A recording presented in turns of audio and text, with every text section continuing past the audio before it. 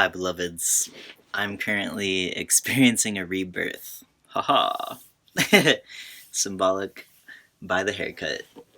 Um, but truly, yeah, I'm just really delighted to share with you where I'm at in this specific moment along my journey of unlearning hierarchies from my most beloved relationships so that I can develop a sense of safety and trust within myself and my beloveds that is rooted in love and abundance, not rooted in scarcity and control. If you're new around these parts, check out this introductory video that shares with you who the hell I am and what the hell I'm doing on this magical planet. Otherwise, let's jump into this polyamory update. So, with one of my partners, we are just rounding the 6-month mark, and we are transitioning out of that period of intense NRE. I'm talking about new relationship energy. Do you know this energy? Have you felt it? It is a biological experience where all these endorphins are released and you're high off of oxytocin and you're like obsessed with the other person and you just can't get enough of each other. And maybe, I mean, for me, this is what it looks like. Maybe you can relate to it.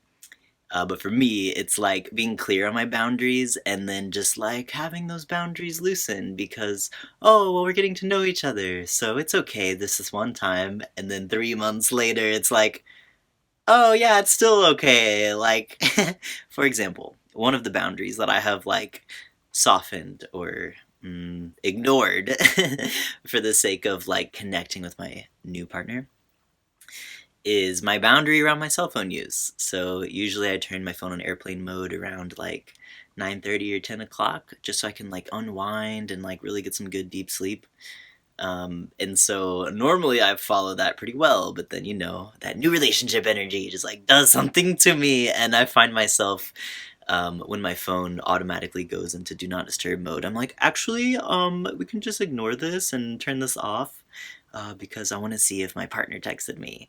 But yeah, it's a slippery slope. It's unsustainable, and so yeah, this is what it's like for me to transition out of new relationship energy, which, to be very sincere and honest with you, it's not something I have a lot of experience with. This feels like a very new experience for me. It's been super confronting, and I've never felt more free in my life. So, yeah, my partner and I have been naming, like, since day one, like, these are my boundaries around time and energy. Like, this is the capacity I have for relationships in general. And what it looks like for both of us is like, let's hang out around one time a week. Let me tell you, that is not what has been happening, and I've been so satisfied and delighted and just like eating it up, like yum yum yum yum yum, rich, delicious love. This is the first time I've ever connected so deeply, emotionally and spiritually with another human being, because we just mirror each other so strongly. Like, we both are super aligned with our relationship anarchy, the way that we intend to live our lives, where our lives are not centered around a single person that we cling to and like enmesh our identities with, but it's like community is at the center. Interdependence is the thing that we're centering our life around, not this internalized hyper individualism that we internalize from capitalism that is isolating and competitive. So, yeah, throughout these 6 months, like at the 1 month mark, at the 3 month mark, at the 4 month mark, just periodically, we've been acknowledging how, okay, this is the boundary, like hanging out once a week, and then this is where we're at. We're hanging out like 4 times a week. Or there'll be moments where I'm just like in the neighborhood because I don't have a car, I bike. And so I'll just be like, hey, are you at home? I'd love to give you a hug. And, it's really sweet and cute, but it's like these little moments that really add up. And then it's like, whoa, we've seen each other every day this week. Like, that feels out of alignment with relationship anarchy. And it's just simply out of balance. Yeah, because we both encourage each other to like cultivate and foster deeply fulfilling relationships in our lives. So what I have been noticing through this period of, starting to wean off of each other. It's not the best way to frame it, but it is what it is. I have been noticing so many parts of myself. If you're familiar with internal family systems, where we just basically have all these different parts inside of us that are different versions of our past selves and future selves. But I feel the different parts of myself coming to the surface and feeling the resistance. They're like throwing a temper tantrum, like, I don't want to see them less, or I don't want to do this, or I don't want to do that, or maybe I do want them to be the center of my world, because it feels so delicious to connect on this level of depth and to be so aligned and to be able to mirror each other so deliciously and encourage each other's growth in these ways that are so positive. There's that part. And then there are the parts that come to the surface that are feeling rejected by holding my own boundaries and respecting their boundaries around okay, let's actually honor our capacity and let's realign to live in our intentions with relationship anarchy and centering interdependence and community at the center of our lives instead of each other. We are a big part of it for sure. We are in deep partnership and that will continue, but what does it look like to be in a deep partnership with someone without being consumed by the partnership? Oof. That's exactly what we're transitioning into. And so, it's just interesting to be noticing how passionately and emotionally invested I am in these principles of relationship anarchy, and really committing to being in balance. And then feeling the physical resistance in my body of these younger parts of myself, or the parts that have been socialized by the hetero-capitalist, white supremacist patriarchy, where they're oh, but if you don't want to spend every second of every day with me, then that means you don't actually love me, or I feel rejected. So, my practice is noticing. I'm not committed to those parts of myself, Thoughts are like seeds. You water the ones you want to see grow. So, if I'm not committed to these narratives that are rooted in scarcity and control, for example, one of the fear voices that comes up that I'm just observing and being with is but if I spend less time with you, then somebody else might enter your life and you might forget about me. And then, it's just this fear of abandonment, or fear of is this really real if we're not seeing each other every day or texting every day? But that's part of secure attachment. It's trusting that you don't need to smother someone, talking for myself, in order to feel secure in the relationship. I don't need to have a sense of control via consuming my partner's time. That's one of the narratives I'm just observing and surrendering. I'm letting go, letting it fall. And so these are the things that feel like little rebirths to me, except for it kind of feels like ocean waves. They ebb and flow and they come to the surface. I'm talking about my shadows, these little parts of myself that are wait, no, resist. Are you sure they love you? These little parts that I'm not committed to that are inside of me. They come to the surface, they poke their little heads out, and they kind of ebb and flow. They just come up and then they go back down. And what helps them go back down is me not attaching to them, me not escalating them and spinning into these spirals of shame or anxiety or whatever.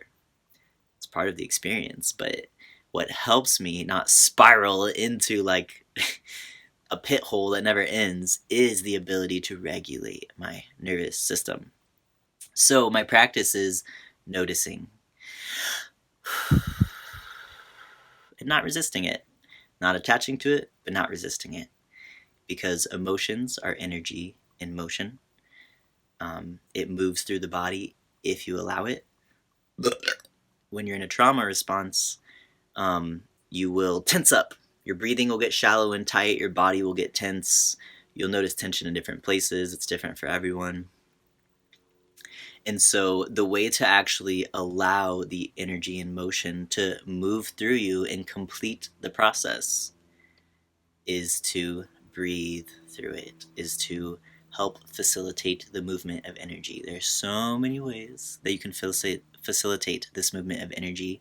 have resources about this that you can check out on my blog and my other YouTube videos. I also offer workshops periodically where we practice these somatic practices together. But yeah, emotions, if you allow them to run their course, will last a maximum of 90 seconds. Can you believe that? When I learned this fact, it seriously changed my life. Um, because like you still need the skills to like ground in your body and to come back to homeostasis when you do get emotionally dysregulated or when there are strong emotions in the body.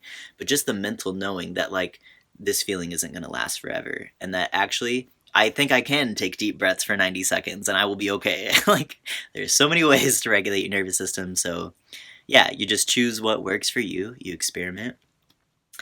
I'm in a place where I'm really feeling like the seeds I have planted are flowering, and I'm really just like skipping through this field of flowers. It's not all rainbows and butterflies, but when I'm able to, like, oh my god, I'm just so proud of myself. When I'm able to be with my experience and be with what is, and even name it to my partner without throwing this expectation on them that they need to fix it or that I need to fix it, but just naming, like, oh, I'm noticing some jealousy now, or oh, I'm noticing some fear, some anxiety, or some insecurity. Like, me naming that builds trust with myself, it builds trust in the partnership, because we're not using it as a weapon against ourselves or each other. It's just a way to be attuned to each other and to like even like my internal experience. But also, you know, when I'm not resisting the experience, because that will only prolong it. That's how it happens.